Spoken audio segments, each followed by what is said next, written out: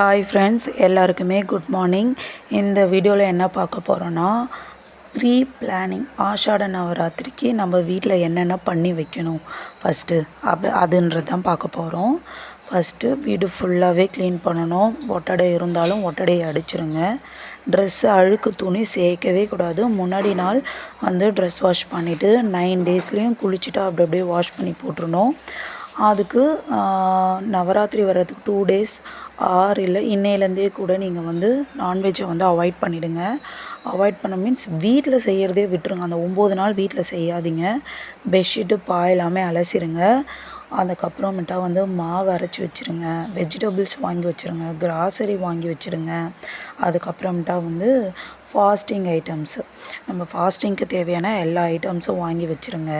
அப்புறமேட்டா மஞ்சள், குங்குமம், பன்னீர், அதுக்கப்புறம் சாமிக்கு தேவையான வளையல், ரெட் கலர் கிளாத்து, அப்புறம் மாலை போடுறதுக்கு ஆயிலு, தீபம், எண்ணெய், பூவு, அப்புறமேட்டா குத்து விளக்கு எப்பயுமே ஏற்றுறவங்க வச்சுருக்கோங்க. இல்லாதவங்க ஒரு குத்து விளக்கு 2 குத்து விளக்கு எடுத்து அதையும் விளக்கி வச்சுருங்க.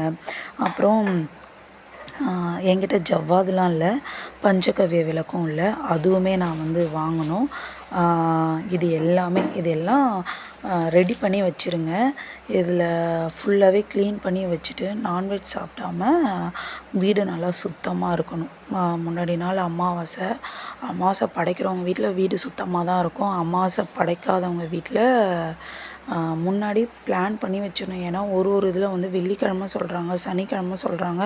ஆனால் சனிக்கிழமை தான் ஸ்டார்ட் ஆகுது ஆஷாட நவராத்திரி. இந்த விரதம் 9 நாள் மட்டும் நம்ம கரெக்டாக ஃபாலோ பண்ணோன்னு வச்சுக்கோங்களேன், கண்டிப்பாக நம்ம லைஃப்பில் எதை நினச்சாலும் கண்டிப்பாக அதை அச்சீவ் பண்ண முடியும். 9 டேஸுங்க.